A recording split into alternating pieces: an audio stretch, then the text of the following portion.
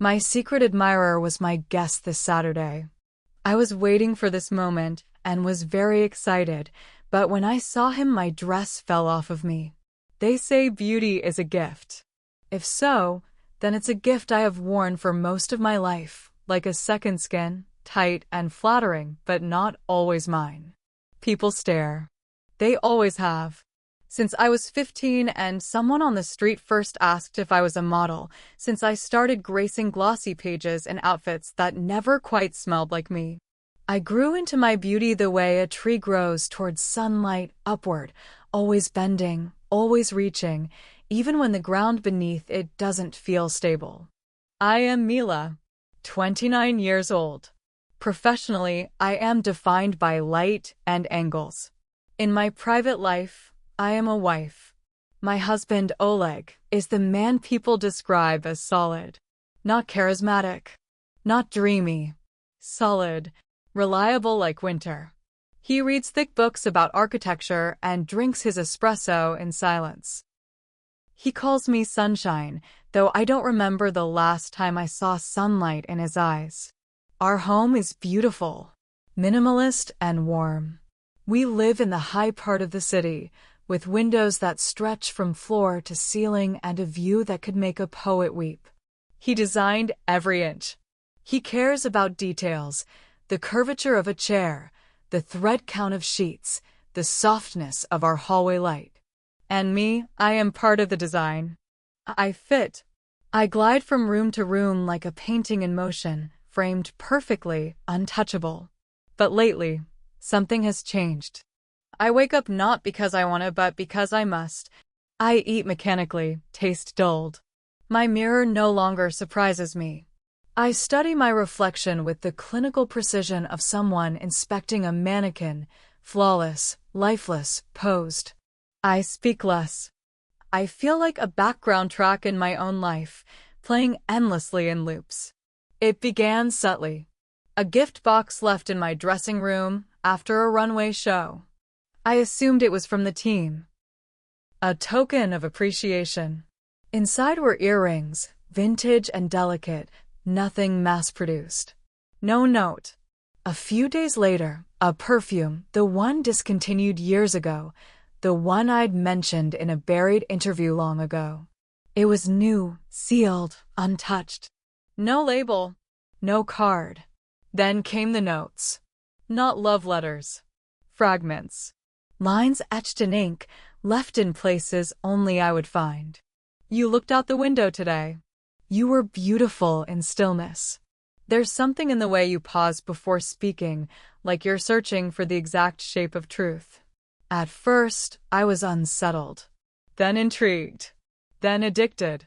Each word made me feel like I was being watched not by the world, but by someone who noticed the spaces between my smiles. I didn't tell Oleg. Not because I meant to deceive him, but because I couldn't bear to share this new version of myself, the one who was seen, not for the roles she played, but for the silence behind them. I began anticipating the notes. I looked for them. My heart would race when I found one, like the footsteps of a song I didn't know I missed. 3 days ago, I returned from a shoot and found an envelope on our windowsill. It had no stamp, no address. My name was handwritten in calligraphy I didn't recognize.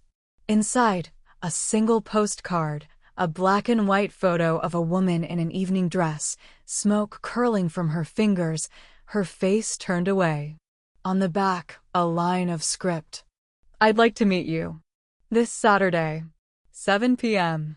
At your place. No masks. That was all. No explanation. No threat. Just certainty. I stared at the card until my eyes burned. Oleg was in the kitchen, making soup. He asked if I wanted some. I said yes, though I wasn't hungry. He smiled and placed the bowl in front of me. His hand brushed mine. It was warm, familiar. I felt nothing. I didn't eat the soup. Since that night, the hours have stretched like elastic, each one tighter than the last. I wake in the middle of the night with phantom memories. Echoes of a connection I'd only imagined. A presence I couldn't explain. I don't know how to explain this without sounding mad. It's not about infidelity. It's not about rebellion. It's about a part of me I buried so long ago, I forgot it had a name. Desire. Not just for someone else. For life. Today is Tuesday. For days until Saturday. My mind won't be still. I imagine what he looks like, tall maybe. Gentle in the way he writes, careful in his silences. I imagine the sound of his voice, the shape of his questions. I imagine what I'll wear, not something glamorous. Something real. Something that makes me feel like my skin still belongs to me. I wonder what Oleg would say if he knew. Not about the notes. About how empty I've felt. About how the pieces of our life no longer click. I think he sees it. I think he chooses not to speak. That's what marriage becomes sometimes. Two people agreeing, in silence, to not disturb the dust. And yet, there's this wind inside me. Restless. Wild. I don't know if I want this man. I don't even know who he is. I only know I want to be wanted. Not for the way I look under stage lights. Not for the version of myself I polish before dinner guests. But for the woman who cries in the shower and forgets her own favorite songs. This is not a love story. Not yet. This is a story of awakening. And Saturday is coming. I sat in front of the mirror for an hour without moving. Not doing makeup. Not brushing my hair. Just looking. Not at the reflection, but at something beneath it. Something slow rising. I felt it last night for the first time, a kind of quiet hunger, like the moment before a storm reaches the house. There is a stillness in me, but it is not peace. It is waiting. There are now 3 days until Saturday. The hour he said he would come, 7 p.m., is marked on the calendar in my phone. No location reminder. No contact attached. Just the number 7 glowing on the screen. My heart speeds up every time I check it. I check it often. I pretend it's accidental. Oleg asked if I was feeling well this morning.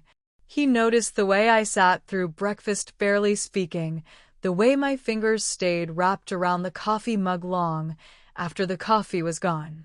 I told him I had a headache. He kissed my forehead with quiet concern and left for work early. I waited until the elevator doors closed behind him before I let myself breathe again. Since the note, every corner of our home feels different. Brighter. Sharper. The hallway echoes louder. The air carries something invisible, like an idea that won't leave. I've begun to prepare, though I don't call it that. It started subtly. A drawer opened, a dress pulled out, a touch of cream on my neck before bed.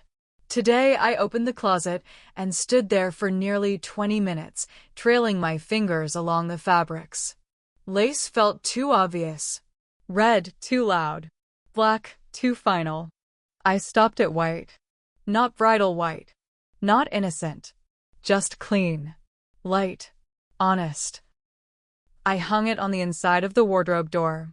Then I cleaned the living room. Not because it was messy, but because I needed to touch every object. The candles, the books on the coffee table, the vase I bought in Florence. I lit incense. I opened the windows. The wind stirred the curtains like something alive. Thursday, 9:46 p.m. I made a list of what I needed. Wine, fruit, something to bake. Not for him. For the occasion. As if it were a ritual. As if preparing for this moment would let me understand it. The grocery store felt surreal. Fluorescent lighting, music too cheerful, people laughing on speakerphone. I wandered through the aisles like a ghost. Picked grapes. Brie. Dark chocolate I knew I'd only touch with my fingertips. A bottle of red I couldn't pronounce. When I came home, I hid everything at the back of the fridge. Oleg would never notice. He trusts me with the quiet parts of our life. He assumes what I do when he's not around is exactly what I say I do. And mostly it is. Until now. He asked me again tonight, "Everything okay?" His voice was tender, but distant, the kind of care that comes from routine. I nodded. I was already wearing the lie-like perfume. He told me he was going into the office Saturday afternoon to finish a presentation. He wouldn't be home until late. My body reacted before my brain did. The timing. The perfect timing. I smiled at him and said, "That works well." I wanted to have the apartment to myself for a bit. He looked relieved. We kissed goodnight like we always do. His hand rested on my hip for a moment too long. I turned off the lamp. I lay in the dark, staring at the ceiling, wide awake for hours. Friday, 3:28 p.m. I rearranged the furniture. Not much. Just a chair turned slightly. A pillow fluffed. The lighting changed, softer, warmer. I trimmed the candle wicks. I checked the wine glasses for dust. I washed the white dress and hung it where the sun could touch it. It swayed gently in the window light like a breath. At one point, I sat on the edge of the couch and tried to imagine how it would happen. Would he knock, or would the doorbell ring? Would I greet him like an old friend or a stranger? Would conversation come easily? I realized I didn't even know his name. That should have scared me. It didn't. It felt necessary. There is a kind of madness that creeps quietly. It doesn't scream. It whispers. And I've been listening to its breath in my ear all week. When Oleg came home, he brought flowers. Pale tulips. He said I looked tired. I told him I was just thinking. He asked about what? I said, about changing the curtains. He laughed and said he liked the old ones. I smiled, and inside I felt the crack widen. Saturday, 12:07 p.m. The city is bright. Almost too bright. Light floods through the windows like confession. I moved slowly through the apartment, every gesture deliberate. I shaved, moisturized, blow-dried my hair into soft waves. I painted my nails a barely their nude. I didn't do full makeup. Just enough to look like myself, but better, a version of me I hadn't seen clearly in years. I slipped into the white dress. It clung softly, like memory, like something familiar and long forgotten. I set the table for 3. I don't know why. Maybe because a part of me still hoped to disguise this evening as something else. A dinner. An old friend. A shared conversation. A ghost of an excuse. When Oleg returned from work, I had already lit the candles. He raised an eyebrow. "What's all this?" I shrugged. "You said you'd be home late, but I thought I'd make something anyway. I invited someone to join us. A thank you for a recent favor." He frowned slightly. "Who?" Before I could answer, the doorbell rang. I didn't breathe as I walked to the door. My hand trembled slightly as I touched the handle. Behind me, I felt Oleg watching. I opened it. He stood there. Taller than I expected. Dark hair. A coat draped casually over one shoulder.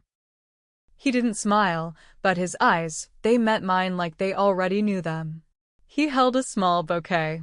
Wildflowers. Imperfect, lovely. The kind you don't buy, the kind you gather. He said, "Thank you for letting me come." I stepped aside, and for a moment, everything quieted, inside and out. Saturday, 7:15 p.m. He stepped inside like he had always known the temperature of this air, like he had memorized the quiet weight of this apartment without ever setting foot in it. Nothing in his expression gave away nerves or doubt. He simply arrived. Oleg offered his hand. Elias, that was his name, took it firmly, respectfully. Their hands met in a silent clash of something wordless. It was only a handshake, and yet the room thickened around it. I watched their eyes meet for a heartbeat too long. Not confrontational, not welcoming, something in between. Like animals sizing each other in the wild, under moonlight. Oleg was polite. Of course he was. He'd always been the kind of man who knew how to speak with elegance even when tension scratched at the back of his throat. He smiled, asked if Elias found the building easily. Elias replied that he had. He complimented the lighting, the architecture. I wondered if he knew those were Oleg's choices, the fixtures, the muted hues. Oleg's quiet pride. I couldn't speak much. I floated around them, arranging, pouring wine, adjusting a candle wick that didn't need fixing, anything to keep my hands from trembling. Dinner began, and it was simple, thoughtfully made. Nothing extravagant, but not accidental either. Roasted chicken with herbs. A salad with citrus. I'd zest myself. Everything intentional. Everything ordinary. Except nothing felt ordinary. The conversation stayed polite. We were three adults playing roles. Oleg asked about Elias' work. Elias said very little. Something about consulting. Design. Vague enough to mean anything. He spoke in short sentences, but his pauses said more. When I spoke, he looked at me like he'd heard those words in his head 100 times already. And I played hostess, wife, ornament. But beneath the surface, something crawled. Every glance Elias gave me lingered just past safety. Not long enough to betray, but long enough to awaken. And Oleg saw. I knew he did. I could feel it in the way he refilled my wine glass before I finished it, in how tightly he held his fork. After dessert, a soft pear tart, I stood to gather the plates. Elias rose too. You don't have to, I whispered, almost automatically. I want to, he answered, quietly. No smile. Just a low calm that curled around my spine. In the kitchen, the silence between us shifted. We didn't speak, but the air grew thick. I passed him a dish, and our fingers touched briefly. Too briefly. But the warmth stayed. My breath caught. I fumbled the next glass, almost dropped it. He didn't laugh. He just watched. When we returned, Oleg was already on the couch, sipping his drink. His jaw was clenched. Not obviously, but I had memorized that line in his face. It only appeared when he was holding something in. We sat together. The three of us. Candles flickering. Glasses nearly empty. But nothing burned like the silence. Elias crossed his ankle over his knee, relaxed, as if this were his home, his evening. As if he had all the time in the world to wait. And then Oleg said it. It's getting late. Elias glanced at the window, then at his watch. You're right, he said, softly. I hadn't realized. The wine, he gave a small shake of his head, half smile. I probably shouldn't drive. The pause that followed was massive. Oleg looked at me, then back at Elias. You can stay, he said. My chest tightened. My breath stopped. We have a guest room, Oleg added, after a beat. He stood, not waiting for permission. I'll make it up. Elias inclined his head, respectful. Thank you. It sounded like a closing, but I knew it wasn't. Sunday, 12:03 a.m. The house had gone quiet. The kind of quiet that doesn't invite sleep, but waits. Oleg was beside me in bed, back turned, breathing slow. Even. He might have been asleep. Or pretending. I didn't know. My body was tense. Every muscle taut like a string too close to snapping. I stared at the ceiling. The moonlight through the curtains was thin, fragile. It painted a pale line across our floor. I watched it for a long time. Then I sat up. The air felt charged. I moved without sound, without thought. My feet found the floor, then the hallway. Each step was deliberate. A decision I wasn't ready to name. The guest room door was slightly open. Light from a bedside lamp glowed faintly. He was awake. Sitting on the edge of the bed, elbows on knees, head bowed. He looked up the moment I entered. Our eyes locked. Neither of us moved. Not at first. Then I took one step. Then another. He didn't speak. He didn't have to. I stood before him, and the space between us was unbearable. His hand rose, slow, hesitant, and brushed a strand of hair from my shoulder. It was such a simple thing. And yet I couldn't breathe. When he touched my wrist, I felt my body react in ways language can't explain. Not desire, not quite. More like recognition. The kind that rises through skin and memory and bone. He stepped forward, and I didn't move away. When we met, it wasn't sudden. It was as if we had always been moving toward this, in the margins of our lives. It was soft, slow, burning from the inside out. I don't remember who touched whom first. I only remember the stillness giving way. The edges of myself falling apart. Dissolving. The boundaries disappeared. We stopped speaking. And what followed wasn't loud. It was something quiet that neither of us could name. Everything flooded. Sunday, 3:11 a.m. I heard movement in the hallway. Then stillness. And I knew someone had seen what shouldn't have been seen.